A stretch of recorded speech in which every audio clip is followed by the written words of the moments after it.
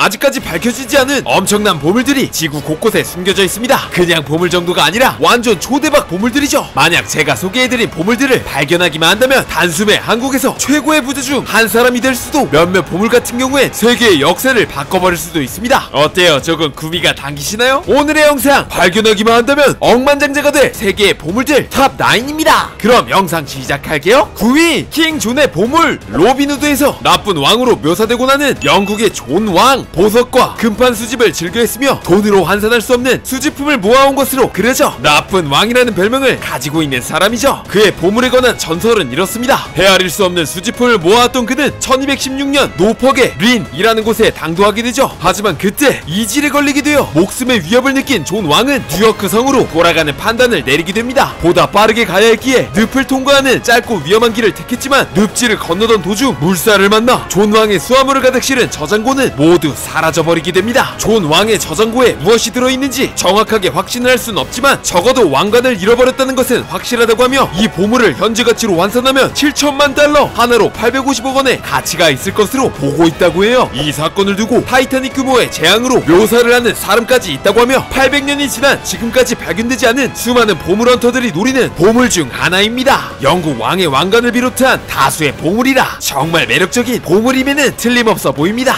8위 파베르제 달걀. 유럽 최고의 장식 미술의 거장 세공사 칼 파베르제, 그가 만든 세계에서 가장 비싼 달걀이 있습니다. 일명 파베르제의 달걀이죠. 1885년 러시아 황실을 위해 최초로 만들어졌으며 이후 황실의 가족과 귀족들을 위한 선물로서 52개의 임페리얼 달걀과 17개의 달걀, 또한 69개의 파베르제 달걀이 만들어지게 됩니다. 하지만 1917년 10월 러시아 혁명 이후 이 달걀의 제작이 중단되었고 3년 뒤 제작자였던 파베르제는 망명지였던 스위스에서 사망하게 됩니다. 그리고 러시아 제국을 무너뜨린 공산 정권은 파베르제의 달걀을 공개 매각해버리죠. 이후 달걀의 행방은 묘연해져 버렸습니다. 지금까지 57개의 존재가 확인되었지만 나머지는 아예 소재 파악 자체가 되지 않고 있는 실정이죠. 그나마 가장 최근에 발견된 사례는 2014년 한 고철업자가 500달러 정도 수익을 보겠다는 생각으로 벼룩시장에서 구입한 달걀 모양 골동품이 파베르제 달걀이었다는 것이었죠. 이 정도면 로또 킹정? 아무튼 이런 파베르제 달걀의 가격은 보통 250억 원 정도라고 하는데, 만약 소재가 밝혀지지 않은 파베르제 달걀이 발견된다면 단숨에 억만장자에 등극할 수 있겠는데요. 7위 엠버룸의 보석. 러시아 상트페테르부르크 남쪽 교회 18세기 바로크 양식의 궁전 예카테리나 궁. 궁전 길이만 306m에 달하는 이곳엔 하나하나 호화스럽게 꾸며져 있는 방이 55개나 있으며 방의 색깔에 따라 녹색 기둥의 방, 붉은 기둥의 방이라고 명명되었습니다. 하지만 이러한 방 중에서도 최고의 방 하나를 꼽으라면 지금 소개해드릴 엠버룸 호박방을 빼놓을 수 없죠. 약 2만여 점에 달하는 소장품과 6톤에 달하는 호박으로 방 곳곳이 꾸며져 있기로 유명하며 이곳의 화려함과 정교함은 인간이 만들 수 없는 것이라 여겨져 세계 8대 불가 사이에 꼽힐 정도였다고 해요. 하지만 1941년 제2차 세계대전 당시 독일군이 러시아를 침략하게 됩니다. 그리고 이 엠버룸 역시 약탈당하게 되죠. 호박 장식부터 대부분의 소장품까지요. 시간이 흘러 전쟁은 끝났지만 이 엠버룸에 있던 보물들과 호박의 종적은 모자이크 일부만을 찾았을 뿐 아직까지 발견되지 못하고 있다고 합니다. 이 귀중품들이 나치 황금마차에 실려 썼다는 소문만이 무성할 뿐이죠. 엠버룸의 가치를 현재 가치로 환산하면 약 2억 5천만 파운드, 하나 4천억 원으로 추정된다고 하는데 과연 엠버룸의 보물들은 지금 어디에 숨겨져 있는 것일까요? 6위 산미구엘 보물선. 왕위 계승 전장의 여파로 스페인의 자금이 고갈되어 돈을 구하기 위해 중남미 신대륙의 보물을 찾으러 떠난 스페인의 11척의 배. 이 배엔 식민지에서 약탈한 엄청난 양의 은, 금, 진주, 보석 등의 보물들이 실리게 되죠. 하지만 1715년 7월 31일 초대형 허리케인을 만나 이 보물선들은 추풍낙엽처럼 쓰러져 바닷속에 가라앉게 됩니다. 스페인의 이를 찾기 위해 4년 동안 무수한 노력을 들였고 결국 전체 규모의 반 정도 되는 보물을 찾았다고 하죠. 하지만 가장 많은 양의 보물이 실린 산미구엘이라는 배를 찾지 못했습니다. 당대 기준 가장 빠른 배였기에 다른 배보다 앞장서서 갔다는 이야기로 폭풍을 피하기 위해 아멜리아 섬으로 향했다 등의 무성한 추측만이 오가는 그런 배입니다. 배에 실린 보물들은 현재 가치로 10억 달러, 하나로 1조 2천억 원이라고 하는데 과연 이 보물섬은 현재 어디에 가라앉아 있는 것일까요? 5위 템플러 기사단의 보물. 수백 년에 걸쳐 운영된 템플러 기사단, 가난한 그리스도의 동료 병사라는 취지로 모였지만 실상은 다국적 기업 제국이 되어 농장, 물레방아, 포도원을 포함한 광대한 땅과 배를 통제했던 지구상에서 가장 강력했던 조직 중 하나이죠. 부유한 사람들을 위한 은행과 중개인으로도 활동했던 이력도 있을 만큼 엄청난 부를 축적한 단체였습니다. 하지만 1307년 프랑스의 왕 필리프 4세가 템플 기사단이 비밀스럽고 무섭고 악마스러운 의식을 수행한다는 명목하에 프랑스와 나머지 유럽 전역에서 기습적으로 템플 기사단에 대한 대규모 체포와 처형을 수행했고, 이게 그 유명한 13일의 금요일입니다. 그렇게 몇 년 후 전체 조직이 폐지되었죠. 하지만 그들이 축적했던 엄청난 양의 돈과 보물은 마법처럼 사라지게 되었습니다. 센강을 통해 탈출해 항구 도시 라르셀에 숨겼다. 기사단의 후손이 신대륙으로 향해 오크섬의 머니핏에 숨겼다. 잔재가 남아 프리메이슨의 기원이 되었다 등의 소문만이 남았을 뿐이죠. 현재 가치로 10억 달러, 하나로 1조 2천억 원에 가깝다고 하는데, 어마무시한 부를 축적한 템플 기사단의 유산은 과연 어디로 가게 된 것일까요? 4위 모스크바 차르 도서관. 고대 서적부터 2세기경 희귀한 그리스어, 라틴어, 이집트 작품, 4세기경의 중국어 텍스트와 필사본, 발견만 된다면 역사의 방향을 바꿔버릴 수도 있는 엄청난 서적들이 있는 것으로 추측되는 이반 더 테러블의 도서관. 그리스와 로마 문학의 독특한 걸작들을 포함한 약 800권의 책과 더불어 유럽 전역의 희귀한 책자와 필사본까지 가지고 있었던 것으로 추측되는 전설의 도서관이라고 합니다. 그래서 별명이 황금 도서관이죠. 그 당시 경험이 적힌 기록에 따르면 그리스에서 본 책보다도 훨씬 방대한 양의 그리스 책이 존재했다 라고 합니다. 하지만 모스크바의 통치자 이반 4세는 이렇게 대단한 역사의 보고를 철통같이 꼭꼭 숨겼다고 하며, 이반 4세의 죽음과 함께 이 도서관 역시 미스테리 속으로 사라지게 되죠. 전설의 고대책 컬렉션이라니 추정 가치는 얼마인지 모르겠지만 역사가와 고고학자들에게 있어 정말 꿈같은 보물이 아닐까 생각해봅니다. 3위 사해의 구리 두루마기 보물. 사해 북쪽 사막에 있는 쿰란 동굴에서 발견된 고대 유대인의 필사본 사해 구리 두루마기. 양피지나 가죽이 아닌 구리로 만들어진 이 두루마리의 발견은 많은 모험가들의 가슴을 뛰게 했습니다. 4,600개 이상의 귀금속 조각, 엄청난 양의 금괴 등 현 시세로 환산하면 자그마치 10억 달러, 하나로 1조 2천억 원 규모의 보물이 숨겨져 있다고 적혀 있었기 때문이죠. 출발점이 적혀 있진 않았지만 아골 골짜기의 황폐한 곳 동쪽으로 올라가는 계단 아래 벽돌 기와가 40개가 있는데 무게가 17달란트나 되는 은상자와 그 그릇이 있더라. 비석 세 번째 돌길에 100개의 금괴가 있다 등의 디테일한 내용이 적혀 있다고 하며, 이 보물은 아직까지 발견되지 않았다고 하죠. 하스모니아 왕조에게 쫓겨나기 전 에세니파토는 쿰란 공동체의 자산이라는 말부터 예루살렘 대성전 소유의 보물, 유대 다윗 왕조의 보물이라는 설까지 있는 아직까지 미스테리로 남아있는 이 보물의 실체는 과연 무엇일까요? 그리고 이 두루마리를 쓴 사람은 어떤 사람이었을까요? 2위 플로르드 라 마르 보물. 16세기 포르투갈은 수많은 나라를 약탈하던 강대국이었습니다. 동인도 제도의 가장 큰 상업 중심지였던 말라카 역시 포르투갈의 소나기에서 벗어나질 못했죠. 결국 술탄의 궁전에 있는 보물들을 모두 빼앗기게 됩니다. 무탈하게 고국으로 떠나길 원했겠지만 그들의 양해는 순탄하지 못했습니다. 말라카 해협에서 엄청난 폭풍을 만나 배가 난파되었거든요. 이 배에 실린 보물을 현재 가치로 따지면 약 30억 달러, 하나로 3조 6천억 원이라고 하며, 수마트라 아루 왕국의 티미아 포인트 앞바다에 잠겼을 것이라는 무성한 추측들 뿐이라고 하는데, 포르투갈 왕에게 바칠 식민지에서 약탈한 보물들이 담긴 배라. 이거 군침이 도는데요. 1위 랑가나티스의 보물. 남아메리카 서부를 호령했던 위대한 잉카 제국. 태양처럼 끝없이 찬란할 것만 같던 이 제국은 16세기 유럽인들의 침략으로 패망의 길을 걷게 됩니다. 그렇게 잉카 제국의 왕 아타우 알파가 사로잡히게 되죠. 당시 그는 스페인 사람들이 금을 좋아한다는 사실을 알게 되고, 자신을 풀어주면 방제를 가득 채울 만큼의 금과 은을 주겠다고 약속하게 됩니다. 잉카의 장군 루미냐 후이는 왕의 명을 받들어 황금을 수송하게 되죠. 하지만 왕을 포로로 삼고 있던 스페인 병사들은 잉카의 대군이 찾아온다는 소문에 목숨의 위협을 느끼고 잉카 제국의 왕을 처형하게 됩니다. 이를 알아챈 잉카의 장군 루미냐 후이는 수송하고 있던 750톤급의 보물들을 에콰도르 랑가나티스 산맥의 어딘가에 꽁꽁 숨겨버리게 되죠. 이후 사로잡혀 갖은 고문을 당했음에도 보물의 위치를 밝히지 않았다는 이야기. 이 보물이 어느 정도의 가치가 있는지 확실하게 집계된 정보는 없지만 최대 50억 달러, 하나로 6조 원의 가치가 있을 것이다 라고 주장하는 사람들이 있을 정도라고 하니, 누가 뭐라고 하더라도 슈퍼 초대박 보물임에는 틀림없어 보입니다. 오늘은 여기까지.